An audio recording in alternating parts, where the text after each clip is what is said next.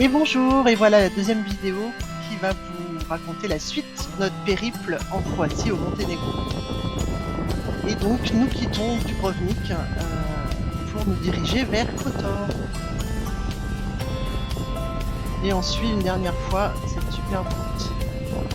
Alors on approche de la frontière. On n'a pas pris la frontière principale, il y a souvent beaucoup de queues. On a pris une frontière un petit peu plus confidentielle. Et effectivement, comme vous le voyez, on n'a pas eu de monde. Même chose sur la deuxième frontière qui est un petit peu plus loin. On quitte l'Europe et on entre au Monténégro, qui était finalement le but de notre road trip.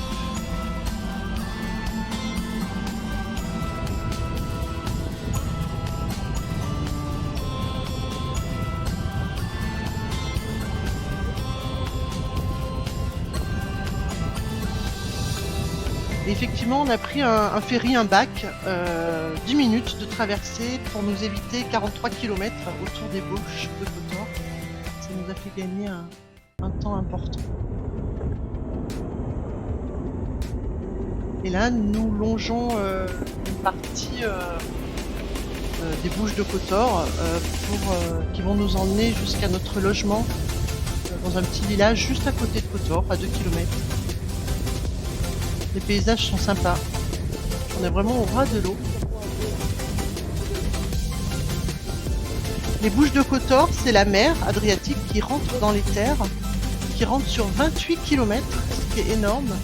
Certains appellent ça un fjord, alors que c'est évidemment pas du tout un fjord, hein, mais c'est vrai que la mer rentre dans les terres et du coup est vraiment entourée de montagnes. On le verra par la suite. Et vous voyez sur la gauche, tous les habitants ont un petit port privé. Ils utilisent aussi les bords en pierre comme des plages, alors sans sable, hein, mais ça leur permet en tout cas de se baigner tranquillement. On a vu ça à plein d'endroits. Il n'y a pas de sable au bord, hein, c'est vraiment juste des aménagements en béton. Mais bien agréable pour les habitants.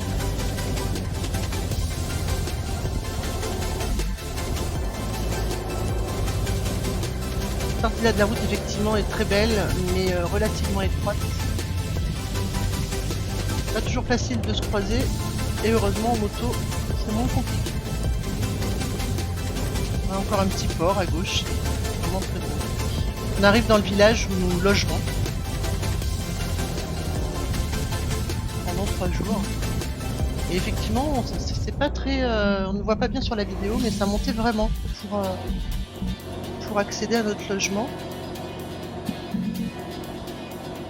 Ce qui va justifier la jolie vue que nous avions, que je vais vous montrer dans un petit moment. La route en béton était vraiment pas très sympa, il y avait des trous un petit peu partout. Mais nous avions une place de parking pour la moto, donc c'était chouette. Et en fait, on est en haut à gauche, là, dans la petite maison qui est en face. Une piscine qui se cache derrière le petit panneau de basket. Franchement, c'était top. Et voilà la vue effectivement sur les Bouches de Kotor, vue que nous avions qui était quand même plutôt pas mal. Nous avons évidemment visité la ville de Kotor. Très jolie petite ville. Même si on ne va pas à cet endroit, en tout cas nous, pour cette ville, mais vraiment plus pour les Bouches de Kotor. Hein. Voilà, un soir en rentrant, c'est très beau.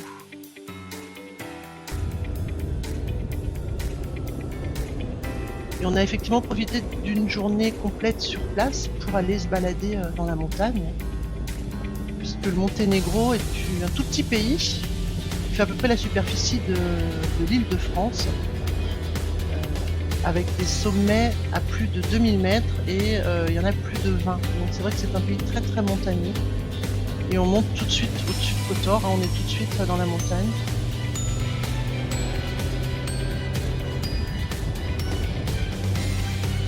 On a pris la route qui s'appelle la Serpentine, vous voyez sur le GPS. Elle porte bien son nom, hein, effectivement. Des jolis virages qui nous permet encore d'avoir un super point de vue.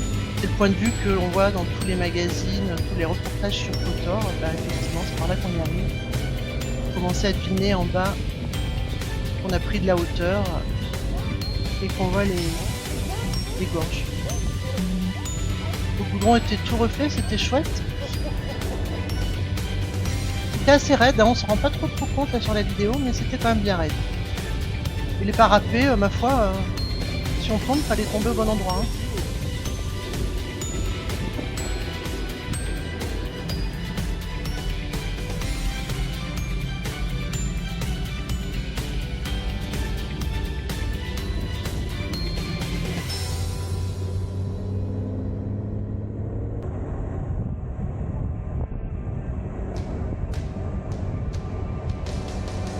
Voilà, effectivement, la vue.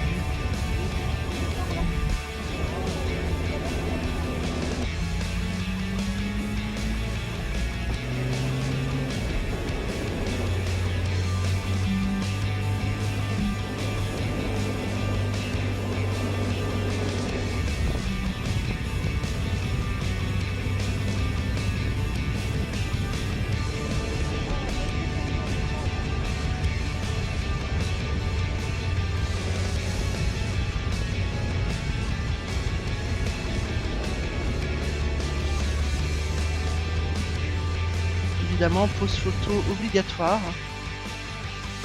Et voilà, les gorges, les bouches de Kotor vues d'en haut.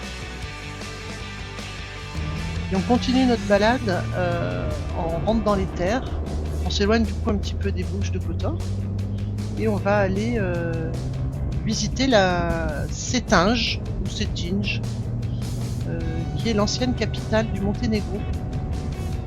Petite ville très sympathique. Ville à taille humaine avec de super beaux monuments, vous allez voir. On a trouvé ça très sympa, une jolie balade à la découverte du centre-ville. Comme à beaucoup d'endroits, il n'y a pas beaucoup de monde dans les montagnes, c'est plutôt sympa. Ça change du bord de mer très touristique, avec les routes très encombrées.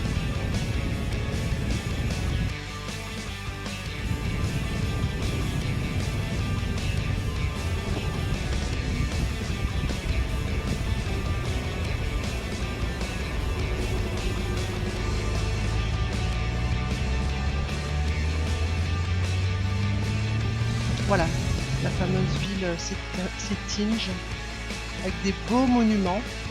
C'est très joli, on a passé un bon moment.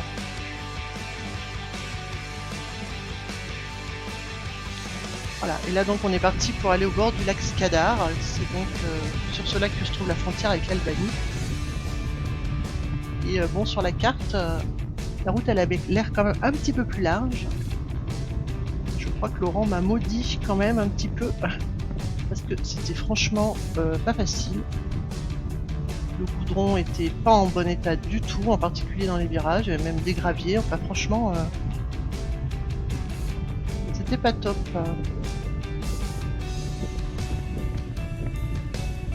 Heureusement on n'a pas eu à remonter, on a trouvé une autre route pour continuer qui était quand même en meilleur état.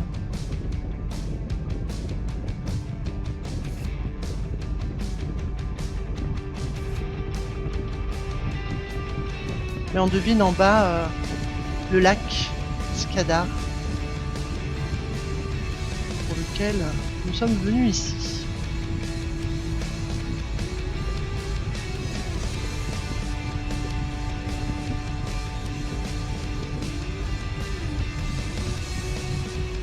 Bon, on a croisé personne, hein, il n'y a pas beaucoup de fous pour filer sur cette route. Voilà, jolie vue avec toutes les montagnes albanaises au fond. Les méandres du lac. Changement de décor, le lendemain, et on a fait un tour en bateau, histoire de se reposer un petit peu. Donc cette fameuse église Notre-Dame du Rocher qui est posée sur un îlot artificiel en fait, plutôt sympa. On est également rentré dans le tunnel yougoslave qui a été utilisé pendant la Seconde Guerre mondiale pour cacher les sous-marins. C'était un peu impressionnant.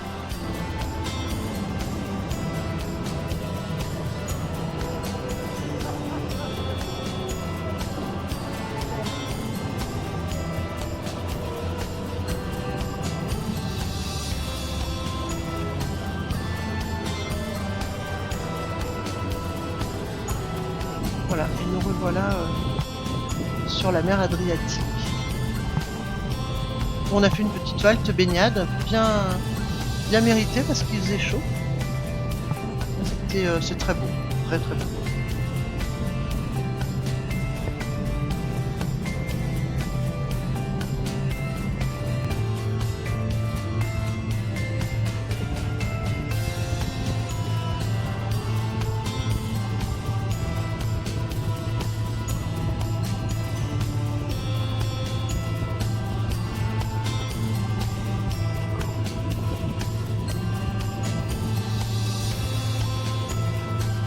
Et voilà, effectivement, on a encore goûté le vin blanc. C'est fini pour cette deuxième vidéo. À bientôt.